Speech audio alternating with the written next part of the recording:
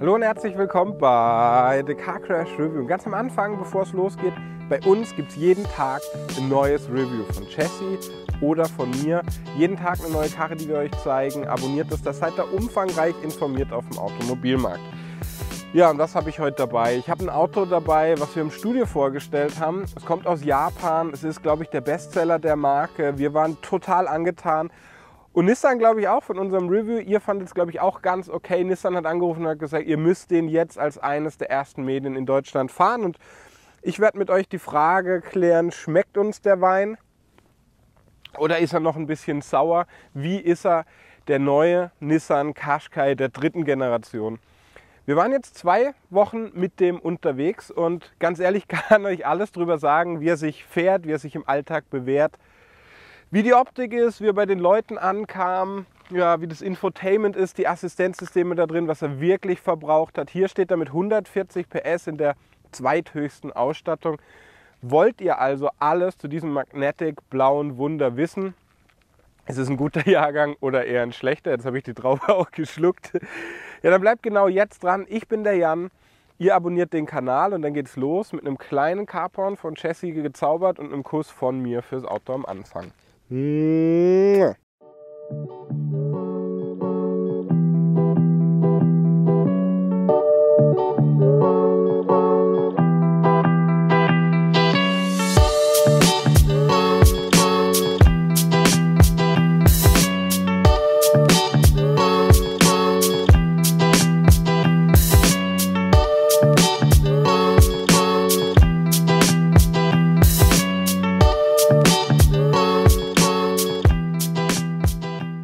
Ja, und ganz am Anfang, bevor es losgeht, spreche ich natürlich auch ein bisschen mit Stolz über unseren Kooperationspartner GoLeasy. Was machen die Jungs von GoLeasy eigentlich? Ja, die vergleichen für euch unter den etablierten Leasinganbietern und suchen den garantiert besten Leasingpreis. Schaut da vorbei, ist eine gute Sache. Den Qashqai werden die jetzt auch ganz bestimmt im Leasing haben. Hier seid ihr gelandet bei The Car Crash Review und wir haben euch dieses Auto ja im Studio vorgestellt, waren echt angetan. Da stand er leider auch in dieser Magnetic blauen Farbe. Ich liebe die Farbe. Wir haben den jetzt frisch gewaschen. Hier im Weinberg, finde ich, sieht das mega gut, mega modern aus.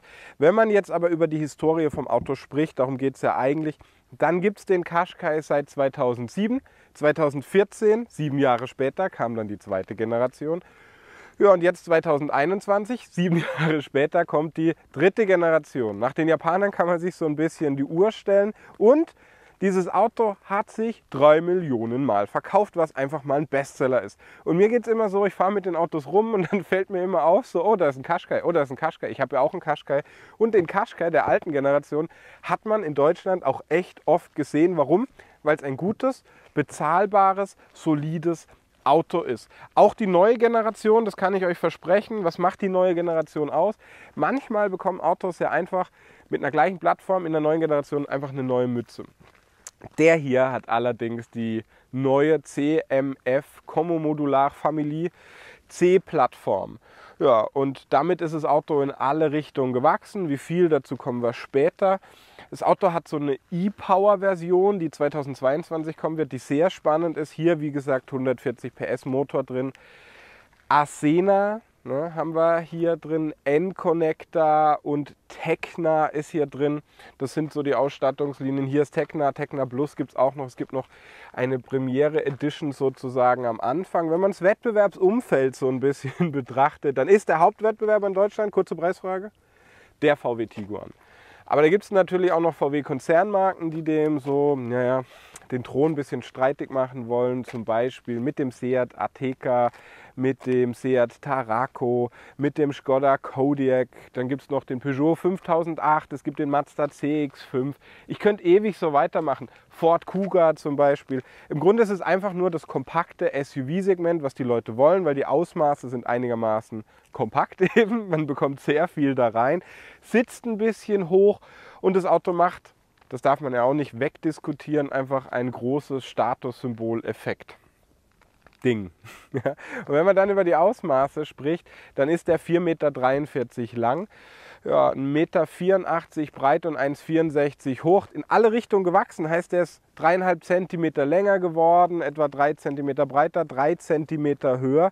Und damit ist es natürlich schon so, dass das Auto eine ganz schöne Erscheinung ist. Es ist irgendwie im Automobilbereich so, dass jedes neue Modell größer wird. Warum eigentlich? Alles muss wachsen in unserer Welt vermutlich, ne? 11 Lackvarianten gibt es. Ja, hier ist Magnetic Blau drauf. Die kostet irgendwie 850 € Aufpreis. Unglaublich schöne Farbe, wie ich finde. Auch wenn sich der Himmel hier so im Lack spiegelt, sieht man, das ist nicht nur gut lackiert, sondern auch eine Farbe, die zu Nissan passt, zu den Japanern. Euch interessiert allerdings, was ist vorne neu? Das Familiengesicht. Familiengesicht ist immer dann gut, wenn man eine schöne Familie hat, hat man eine hässliche, hat man Pech gehabt.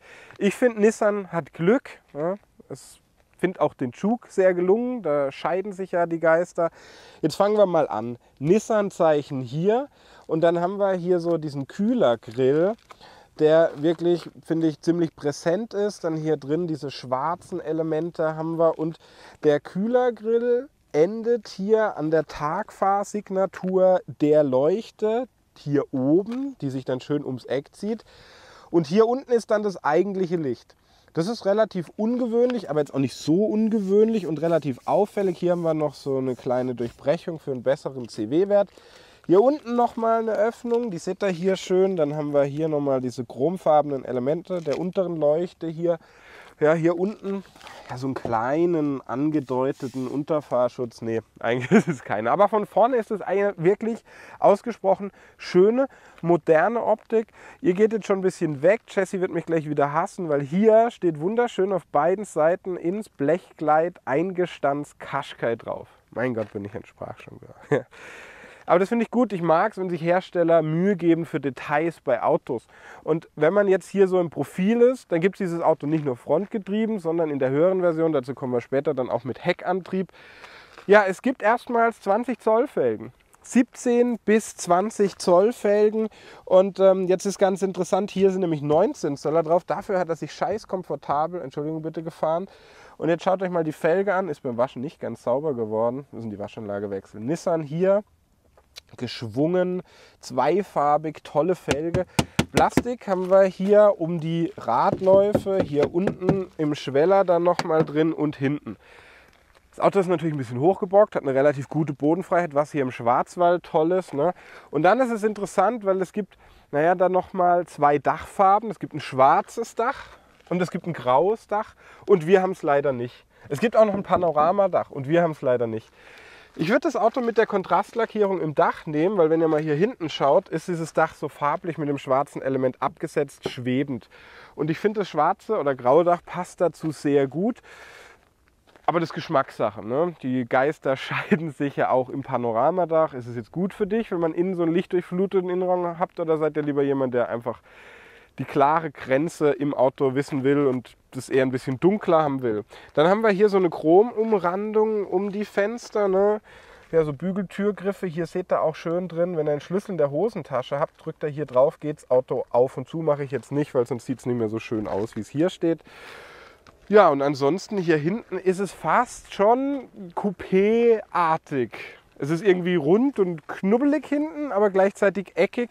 Und das ist, wie ich finde, eine sehr gelungene, eigenständige Optik, ohne jetzt, wie das beim Juke zum Beispiel viele kritisieren, ein bisschen affig zu sein. Ne? Also eine erwachsene Optik. Nissan hier, Qashqai steht in großen Lettern, sehr schmale Rückleuchte, wenn ihr euch das mal anschaut. Ne? Ja, und dann habt ihr hier unten so ein silbernes Element, was so einen Unterfahrschutz andeuten soll. Hier unten allerdings Plastik. Rückfahrkamera haben wir hier drin, hinten abgedunkelte Scheiben. Eine sehr große Dachkanten-Spoiler-Partie hier hinten, die aber sehr gut passt, die das Auto optisch so ein bisschen länger zieht. Was mache ich hier eigentlich gerade? Ein Design-Review? Ja, tatsächlich, weil mir das Auto so gut gefällt, aber eigentlich sollte das der Designer machen. Nehme ich jetzt auch mal nicht zu ernst in diesem Video. Kamera ist schön hier. Kofferraum 480 bis 1550 Liter. Und dass ihr merkt, dass ich nicht von Nissan bezahlt bin, zeige ich euch den jetzt erstmal. Und was wir hatten, tatsächlich muss ich leider sagen, dieses Teil hier ist in zwei Teile rausgebrochen. Bei dem hier kann man relativ leicht, schaut mal hier, ja, das seht ihr das. Da seht ihr das, da ist es rausgebrochen, kann man dann auch wieder reinstecken. Aber da wird man sich bei einem neuen Auto, ich weiß nicht, ob das jetzt irgendwie noch Vorserie ist oder so, irgendwie was ja, ein bisschen sauberere Verarbeitung wünschen. Aber wenn er hier mal das einfach zusammenklickt, dann geht das eigentlich auch wieder relativ schnell so, dass es dann wieder gut ist. Ist auch Jammern auf einem sehr hohen Niveau. Was cool ist, sind diese Teile hier, weil die könnt ihr ganz raus machen. So.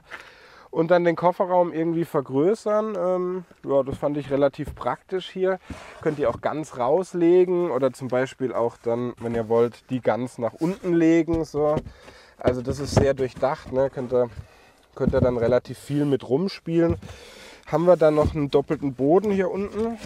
Das habe ich jetzt auch nicht ausprobiert in den 2 Wochen, aber ja, den haben wir. Schaut mal, hier unten könnte ein Reserverad dann theoretisch noch reinpassen. Ich hoffe, ihr habt das gesehen. Ehrlich gesagt, auch die Verarbeitung und die Auskleidung hier hinten könnten ein bisschen wertiger sein. Aber das ist schon ganz okay. 12 Volt Steckdose hier. Ein Haken, um was aufzuhängen. Skoda nennt das dann immer Simply Clever. Ja, und dann könnt ihr hier oben einfach diese Ablage theoretisch ganz rausmachen. Ich hätte mir hier noch so einen Zugriff gewünscht, wo dann die Rückbank umfällt. Müsst ihr allerdings händisch machen. So, geht auch. Ne? Geht auch. So. Und jetzt habt ihr halt echt fast 1550 Liter Platz. Das ist schon echt gut. Ne? Und also ganz ehrlich, da hinten drin könnt ihr pennen, keine Ladekanten, habt hinten nochmal so Verzurösen. Ja, für den Alltag, für die Familie ist das schon sehr praktisch. Wenn ihr auch mal die Arme hier anschaut, von dem Dach hier, ist es sehr gut verarbeitet. Ich will Nissan jetzt auch nicht auseinandernehmen wegen dieser kleinen Sache. Finde ich jetzt tatsächlich auch gar nicht mal so dramatisch. Die Verarbeitung vom Auto passt. Ich mag es auch, wenn man weggeht, kann man hier abschließen, muss also nicht mehr auf den Knopf drücken oder einfach nur zumachen, dann ist er eben nicht abgeschlossen. An dieses kleine Piepsen muss man sich ein bisschen gewöhnen, das nervt mich, andere finden es vielleicht gut. Kofferraum läuft sauber zu. Und jetzt springen wir hinten rein und ich zeige euch mal, wie viel Platz ich da hinten habe und ja, kommt vielleicht damit mit. Ja, und vielleicht mag ich die Glasdächer auch so gern, weil man dann einfach viel besser filmen kann, weil heller Innenraum heißt immer besseres Licht. Kameras leben ja auch von Licht. Und was ich gut und spannend fand, war, dass es keine Version mit echtem Leder, echten Tierhäuten gibt. Es ist immer Kunstleder, immer Stoff. Und dann gibt es noch die Option hier mit diesem bisschen blauen Stoff. Das habe ich hier leider ein bisschen schmutzig gemacht. Ne? Ist eigentlich Sommer, aber wirkt wie Herbst. Und die Sitze hier hinten geben nahezu keinen Seitenhalt, sind allerdings bequem. Die Bank ist relativ aufrecht. Ich kann sie auch nicht nach vorne oder nach hinten verschieben. Isofix hier. Sieht relativ praktisch aus. Wenn man so eine Familie hat, zieht man das hier einfach raus und das finde ich ist gut gelöst. Ne? Und was ich dann auch noch sehr gut und wichtig finde, ihr werdet es vielleicht lernen, es gibt einen USB-C und einen USB-Stecker. Meistens ist ja genau der Stecker im Auto drin, den man nicht dabei hat. Hier ist beides, das ist natürlich ideal. Die kleinen Fenster, die ihr von außen da seht, die wirken ein bisschen affig, machen es aber doch ein bisschen heller hier hinten. Man sieht auch für diese coupéhafte Dachform hinten echt einigermaßen gut raus. Wir haben hier einen Cupholder übrigens auch. Ich kann euch hier auch mal nochmal die Bank ganz umklappen, dass ihr das nochmal seht. Schaut mal hier, kaum eine Ladekante. Und ja, was man dann beachten muss, ist halt immer, dass der Gurt hier raus muss. Das hatte ich jetzt ein paar Mal. Aber es ist ein Lademeister. Und dann geht es natürlich auch noch ums Platzverhältnis hier. Dach, relativ wertiger Himmel, das ist ganz gut. Die Leuchte hier hinten, ja, im VW-Konzern wäre es halt vermutlich ein bisschen schicker. Aber ansonsten ist es sehr gut verarbeitet. Ich bin 1,88 groß und habe fast noch eine Faust zur Decke hin Platz. Und nach vorne ist es auch nochmal eine. Schon gut. Und jetzt schauen wir in die Tür. Und wenn wir schon diesen VW-Vergleich aufmachen, haben wir hier dieses blaue Kunstleder, auch hier ausgekleidet, auch ein bisschen Haarplastik, okay, aber ich würde sagen, bei Volkswagen wäre es ein bisschen mehr Plastik aktuell. Aber gut, ist ja auch Jammern auf einem sehr hohen Niveau immer. Andererseits ist es auch unser Job zu jammern. Manchmal auch nicht schön, einen Job zu haben, wo man jammern muss. Aber man kann ja auch loben, ne? Ja, jetzt sprechen wir über die Motoren hier drin. Und da stehe ich auf Nissan, weil das finde ich sehr konsequent. Also alle Motoren aktuell, ja, haben 1,3 Liter Hubraum. Alle Motoren haben eine Mild-Hybridisierung, kein 48 Volt Bordnetz, allerdings ein 12 Volt Bordnetz, das ist auch okay. Ja, wir haben eine 140 PS Version, die hier, und eine 158 PS Version etwa. Und das finde ich sehr gut. Das sind keine großen Motoren, das ist nicht viel Leistung. Die haben allerdings einen echt soliden Verbrauch, wie ich finde. Ich war unglaublich angetan auf der Langstrecke. Jesse zeigt ihn euch jetzt schon. Was ich eigentlich noch, bevor ich diesen hier ausführlich erklären will, sagen wollte, ist, ja, es gibt diese E-Power-Version. Ich weiß noch nicht so viel drüber. Ich habe sie noch nicht gefahren, ich habe sie noch nicht gesehen, ich habe sie noch nicht im Konfigurator gefunden. Ich habe nur gelesen, dass sie 2022 auf den Markt kommen soll. Was macht die? Der Verbrenner da drin mit den 156 PS, der treibt nicht direkt die Räder an, ja, sondern das ist im Grunde, wenn ich es richtig verstanden habe, ne, korrigiert mich, wenn ich falsch liege, eigentlich nur ein Generator, der dann ja, den Akku auflädt und der Akku treibt dann wieder den Elektromotor an, der dann 190 PS hat, 330 Newtonmeter. Eigentlich energiepolitisch vielleicht schwierig, andererseits soll das die Vorteile von einem reinen E-Antrieb und von einem reinen Verbrenner wohl verbinden, weil man hat eine hohe Reichweite, eine hohe Flexibilität und ja, weiß ich nicht. Wird das ein gutes Konzept? Keine Ahnung, sprechen wir hierüber. Das Auto wiegt 1,4 bis 1,5 Tonnen, ist also kein Schwergewicht, was auch gut ist. Der hier hat 140 PS, 240 Newtonmeter, ist in 10,4 Sekunden auf Tempo 100, Hallöchen, wird 196 km/h schnell. Und was haben wir jetzt verbraucht? Spannend, spannend, spannend. Ich muss ja auch hier diesen Spannungsbogen am Leben halten. Wollt ihr wissen, was wir verbraucht haben? Dann bleibt da dran. Erstmal zeige ich euch jetzt den neuen Innenraum. Der hat sich nämlich neben dieser kantigeren Optik mit am meisten getan, würde ich sagen. Dann wird gefahren. Ehrlich gesagt geht es darum heute in diesem Alltagstest. Und dann gibt es ein Fazit mit den ganzen Preisen. Kommt mit rein. Visia, Ascenta, N-Connector, Tecna, Tecna Plus und irgendwo da drin, ja, tümmelt sich noch die Premieren-Edition. Wir waren mit dem Auto 2 Wochen unterwegs, wir haben es sehr genossen, sehr aufgeräumt, sehr clean, sehr komfortabel, viele Ablagemöglichkeiten und jetzt kommen wir zu den Details. Erstmal die Sitze, die sind wichtig, die sind robust, die passen gut, die geben nicht den besten Seitenhalt.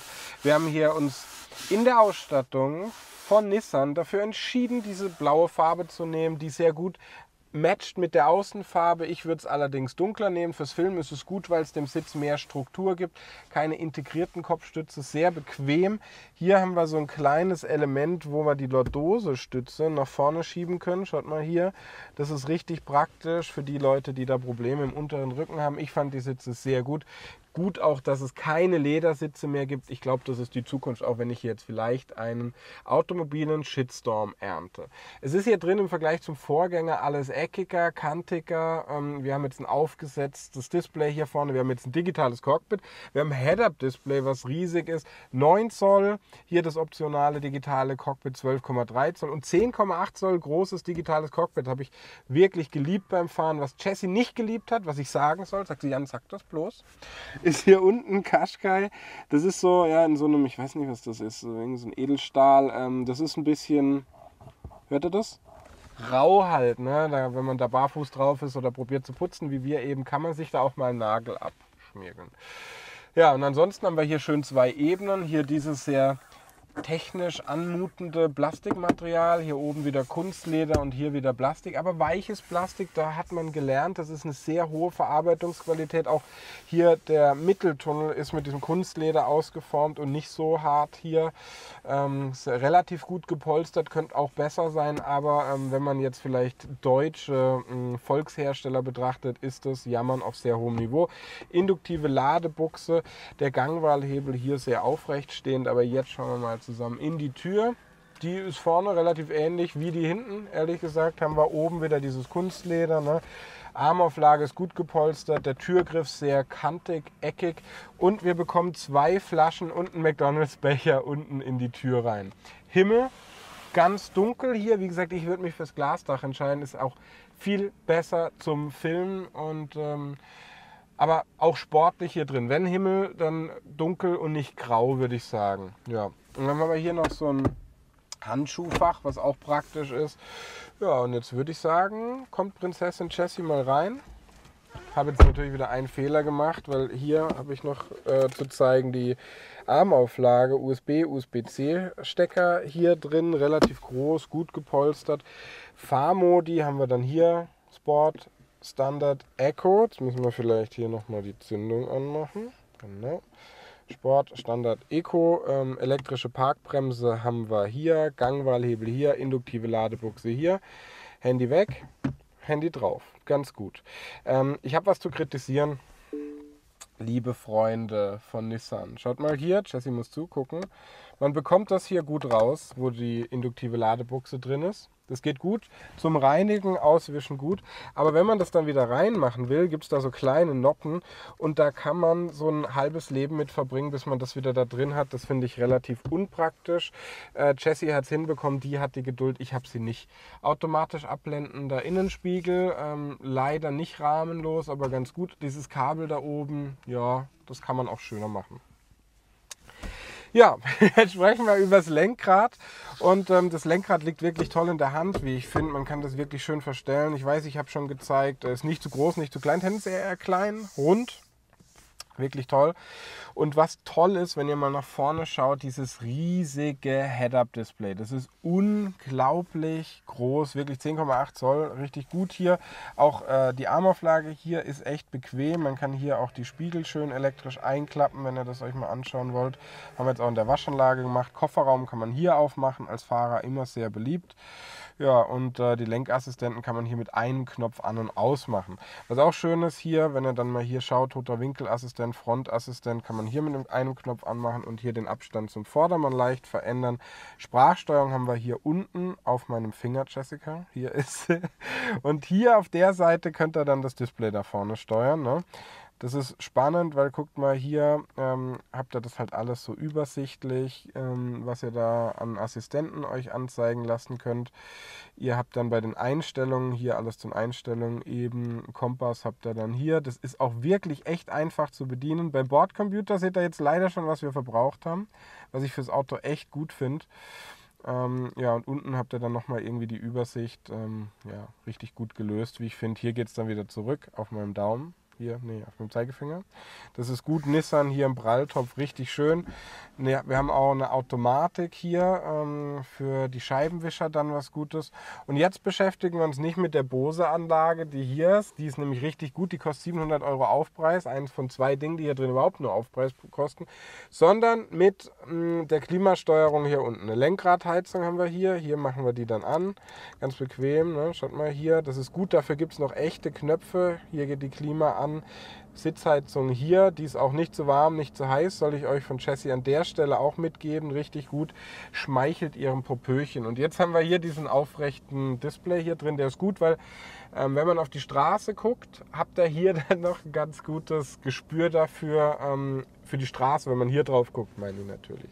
So, lauter, leiser gibt es zum Glück noch einen Regler hier, könnt ihr auch reinzoomen, zum Beispiel ins Navi, und spannend ist jetzt, Tagmodus, Nachtmodus, Audio, Menü, Map, Kamera, Back. Das ist es im Grunde, ne, an Knöpfen. Und das ist eigentlich alles, was ihr braucht.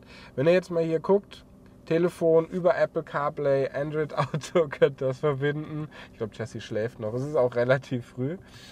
Könnt ihr hier verbinden, Menü, Nissan, Connected Apps habt ihr dann hier, was ihr noch machen könnt, da ist es nämlich. Ja, hier habt ihr dann alles fürs Navi, fürs Radio, Karte. Und was interessant ist halt, wenn ihr könnt euch hier so einen Home-Bildschirm zum Beispiel einrichten, da habt ihr das hier und könnt euch dann zum Beispiel die Navi reinmachen, USB hier als Widget reinlegen, was dann spannend ist, oder wieder zurücksetzen. Ich liebe dieses System, online angebunden, das Navi, weil es ist so einfach, nicht komplex, ja, und lenkt eigentlich auch überhaupt nicht vom Fahren ab, was ich mag. Jetzt habe ich dieses Video total lang bisher gehalten. Eigentlich ging es ja nur ums Fahren. Ne? Tut mir leid, heute wohl echt hohen Redebedarf. Jetzt fahren wir mal ein bisschen, würde ich sagen. Und beginnen möchte der Autor mit der Rückfahrkamera. Und die ist wirklich gut. Die ist jetzt ja irgendwie nicht zu scharf, nicht zu unscharf. Schaut es euch mal an. Aber natürlich schön, weil ihr habt hier diese Linien hier drin. Ne? Und da oben habt ihr das ganze Auto. Andere Hersteller nennen das dann 360-Grad-Kamera. Und das ist natürlich sehr praktisch. Was wir jetzt machen, ist mal hier so ein bisschen Offroad fahren, weil es ja ein SUV, ein SUV. Und jetzt schauen wir mal, vielleicht Standardmodus hier, 140 PS, merkt man schon auch manchmal beim Anfahren. Ist jetzt nicht der kräftigste Motor, aber es ist natürlich ein sehr sparsamer Motor, was die Anschaffungskosten und den Verbrauch angeht. Dazu kommen wir später. Weil die Basis vom Motor ist ja der 1,3 Liter Motor. Immer gibt es dann eben mit 140 wie hier oder 158 PS. Die Basis ist allerdings der gleiche, nur eine andere Ausbaustufe. Spannend wird halt diese E-Power-Version dann sein. Und jetzt schaut mal, wir fahren hier so leicht Offroad und das geht natürlich mit dem Auto.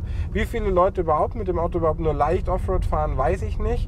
Aber es hat dieses Offroad-Image. In der Stadt sitzt man eben ein bisschen höher. Ja, was ich nicht so gern mag, ist natürlich Handschalten. Gerade auf Langstrecke finde ich nicht so toll. Ihr müsst halt für das CVT-Getriebe den größeren Motor nehmen und CVT-Getriebe, die mag auch nicht jeder. Ich will allerdings über das CVT-Getriebe hier drin gar nicht zu viel sprechen, weil, da bin ich halt noch nicht gefahren, ne? Ist nicht hier drin, also kann ich nicht drüber sprechen.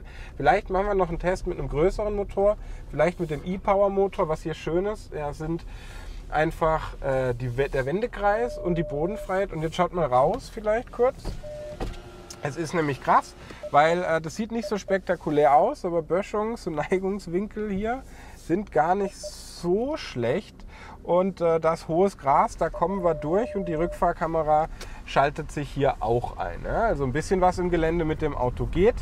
Das Auto braucht relativ viel Drehmoment und Drehzahl, so, dass der nach vorne geht, aber das ist dann okay. Und wenn wir jetzt hier noch ein bisschen im Gelände unterwegs sind, erzähle ich euch vielleicht eine spannende Geschichte über den Verbrauch. Man denkt ja so, ein SUV auf der langen Strecke, ey, nimmt man da nicht lieber den Mazda, braucht der nicht weniger? Wenn ich auf der Autobahn langsam gefahren bin, also so 120, was ich selten mache, dann habe ich den mit 6,3 Litern etwa gefahren. Angegeben ist er mit 5,8 Liter und das war krass. Bin ich schnell gefahren, habe ich auch nicht weit über 7 gebraucht, 7,5. Im Mittel waren es dann 7 Liter, was ein toller Verbrauch ist, finde ich, für so ein Auto. Weil der steht dann natürlich doch relativ aufrecht im Wind, ist ja ein SUV. Sagt man immer, ein SUV braucht einen halben Liter bis einen Liter mehr als ein flacheres Auto. Also ein Nicht-SUV, ne? Fand ich wirklich gut. Und jetzt kommen wir dann auch auf die Straße. Ich hoffe, dass die Kamera da vorne nicht abfällt. Jessie, glaube ich, auch gerade. So, und auf der Straße sind natürlich die Fahreigenschaften eher komfortable, denn jetzt krass dynamische. Schaut euch das mal hier an. Das Auto ist total leise gedämmt. Ne? Hier drin, Motorgeräusch ist leise. Klar, der Vierzylinder hier in Reihe, der ist auch nicht so laut. Zum Glück kein Dreizylinder. Ne? 6-Gang-Handschaltung ist wirklich gut. Schaut mal hier, knackig. Ne? Beim ersten Gang, beim Anfahren muss man ein bisschen Gefühl im Bein haben. Aber ansonsten gut. Die Lenkung. Nicht zu direkt, nicht zu indirekt. Wirklich toll abgestimmt. Aber wir haben ja hier einen Fahrmodus und da kann man dann noch Sport stellen. Und dann merkt man, dass der so ein bisschen direkter am Gas ist. Der Verbrauch geht auch ein bisschen hoch. Ja, und dann fühlt sich das Auto irgendwie sportlicher an. Ich kann euch leider nicht die Parameter sagen, die sich genau beim Sportmodus ändern. Ich vermute, es ist nur die Gasannahme. Ja?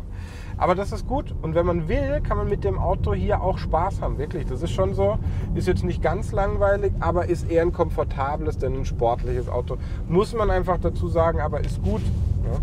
Und wenn man jetzt hier so rumfährt, dann spricht man über die Sitzposition. Und gerade hier, wenn man so ein bisschen Touri-mäßig Sightseeing macht, dann ist es krass, weil man sitzt halt eben hoch, es ist bequem.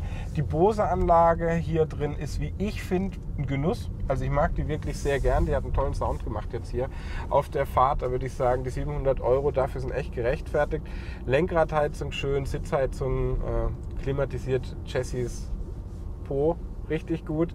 Und was ich dann auch gemocht habe, ist der Abstandsregeltempomat. Wenn ihr mal vorne reinschauen wollt, jetzt zum Beispiel, wir haben ein riesiges Head-Up-Display. Ihr müsst ein Stück näher dahin. Das ist toll in meinem Sichtfeld drin auf der Autobahn, mega. Ich muss eigentlich meinen Blick kaum von der Straße wegwenden. Und dann haben wir einen Abstandsregeltempomat, einen Spurhalteassistent, alles um teilautonom Level 2 unterwegs zu sein. In Verbindung mit einem CVT-Getriebe finde ich es irgendwie stimmiger als mit einer 6-Gang-Handschaltung auf der Autobahn, vor allem, weil man dann halt im Stau mehr damit arbeiten kann. Aber auch mit der 6-Gang-Handschaltung war das auf der Autobahn wirklich angenehm, sehr angenehm. Ne? Zumindest bei fließendem Verkehr, würde ich sagen, habe ich da schon richtig viel Spaß gehabt, weil stellt man einfach hier ein, wenn man da vorne dann auch drückt, richtig gut.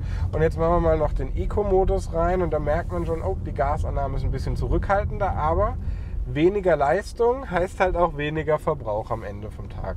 Jetzt kommen wir hier auf die Straße und jetzt kann ich euch ja zwei Dinge mal noch zeigen. Erstmal einen Tempomaten und zum anderen das Beschleunigen. Und das ist halt hier gut, schaut euch das an. Kompakte Ausmaße heißt, das Auto ist halt relativ wendig. Ich weiß ja, dass die SUVs viel in den Städten bewegt werden, ne? Und jetzt beschleunigen wir einmal noch durch. Dazu müssen wir dann abbremsen.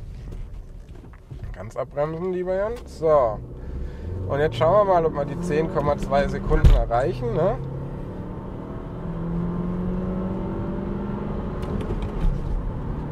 So, 100. Bremsen. Bremse gut, Bremse sehr gut. Ja, das war schon gut, wie ich finde. Und was man jetzt hier macht, ist ein Tempomaten rein, nach unten. Und jetzt hält der die Geschwindigkeit. Wenn wir Spurmarkierungen haben, ne, hält der dann auch die Linien, kann dann hier schneller oder weniger schnell einstellen. Hier oder einfach wieder ausmachen. Was Gutes, wie ich finde. Schaut mal hier, zack, zack, zack. Und dann funktioniert das ab einer gewissen Geschwindigkeit natürlich auf der Autobahn dann besser. Aber wir sind hier in der Ortschaft. Also, sehr komfortables Auto. Bis dahin, das war jetzt so unsere Mitfahrt. Schreibt mir gerne, ob ihr noch was wissen wollt zum Auto, wie es sich fährt. Ich kann euch alles erzählen. Und ja, dann würde ich einfach sagen, ach nee, das ist der Limiter. Ich habe den Limiter reingemacht. Scheiße. Naja, jedenfalls mache ich jetzt mit euch ein Fazit. Tempomat funktioniert. Kleiner Vorführeffekt und dann, genau, ja, kommen wir zum Fazit. Und ihr wollt jetzt natürlich wissen, ist der Qashqai eher das hier, also ein guter Jahrgang, oder im gleichen Jahrgang eigentlich eher das hier? Der Wein hier wird nicht schmecken damit. Glaube ich nicht. Ja, fangen wir erstmal an vielleicht. Was wollt ihr als Kunden von so einem kompakten SUV? Ich muss spekulieren, ich weiß es nicht. Ich bin nicht der SUV-Typ. Aber ich sage euch eine kleine, sehr lustige Geschichte am Anfang. Jesse und ich waren jetzt unterwegs. Ne? Wir haben eigentlich ein Mazda MX-5 Cabrio. Es war kein so gutes Wetter, es hat geregnet, wie ihr seht. Und Jesse hat gesagt, oh, Jan, bitte können wir den Qashqai nehmen für die Fahrt. Der MX-5 ist so unkomfortabel, laut und langes Cabrio fahren macht mich müde. Ist natürlich das andere Extrem. Und wenn wir mit dem Qashqai unterwegs sind, komme ich total entspannt an, kann da drin arbeiten, kann vielleicht auch hinten auf der Rückbank mal pennen. Ich fahre ja sowieso. Und dann habe ich es verstanden. Man sitzt ein bisschen hoch, die Federung ist relativ komfortabel. Da ist Nissan auch so, dass sie sagen, ja, wir wollen eher ein komfortables Auto. Und Jessie hat auch noch gesagt, sie ist der Boss bei uns, natürlich, Boss Girl. Jan, du hast vergessen, eine Sache zu zeigen. Schaut es euch an. Hiermit kann man einkaufen gehen, haben wir auch gemacht. Und kann den Kofferraum quasi ganz easy in 2 Partien unterteilen. Das ist viel praktischer, als es aussieht. Eigentlich echt nur eine kleine Lösung, aber wie ich finde, eine ziemlich geile. Ja, also bequemes, komfortables Auto, moderne Motoren, wenig Verbrauch, Mildhybridisierung da drin. Ich bin auf die E-Power-Version gespannt. Bisschen doof fand ich jetzt. Ist eine Handschaltung. Ich wünsche mir immer ein Automatikgetriebe, weil gerade auf der Langstrecke im Stau bin ich halt schaltfaul. Da gibt es hier ein CVT. Allerdings nur, wenn er die größere 156, 158 PS Version von diesem Auto dann nimmt, da bekommt er optional dann noch Allrad. Beim kleinen, dem hier, der ja günstiger ist, gibt es nur 140 PS, gibt es nur die 6-Gang-Handschaltung, gibt es nur Frontantrieb. Ist allerdings, wenn man ein Auto haben will, was einigermaßen solide im Preis-Leistungs-Verhältnis ist, ganz okay. Ja. Und jetzt sprechen wir natürlich über den Preis. Der beginnt jetzt in der niedrigsten Ausstattungsversion Visia bei 26, knapp unter 26.000 €. Und so wie er hier steht, mit dem Motor als Tecna hier drin, ja, liegt der bei 10.000 € drüber, bei 36.000 €. Sagt, oh Gott, 10.000 € nur für ein bisschen Ausstattung. So wie er hier steht, ist nur die Farbe für 850 € noch drin und die Bose-Anlage für 700 €, sind wir bei 38.000 €. Das ist echt okay. Der Allrad beginnt etwa bei 42.000 €. Dann allerdings natürlich schon mit dem größeren Motor. finde ich echt einen soliden Preis. Ihr bekommt ein sehr ausgereiftes, sehr durchdachtes Auto. Vielleicht geht Jesse mal noch auf die Seite, weil ich finde, das hier ist eigentlich der schönste Blick so in unserer Heimat, den man so mit haben kann. Und das Auto sieht immer richtig gut aus.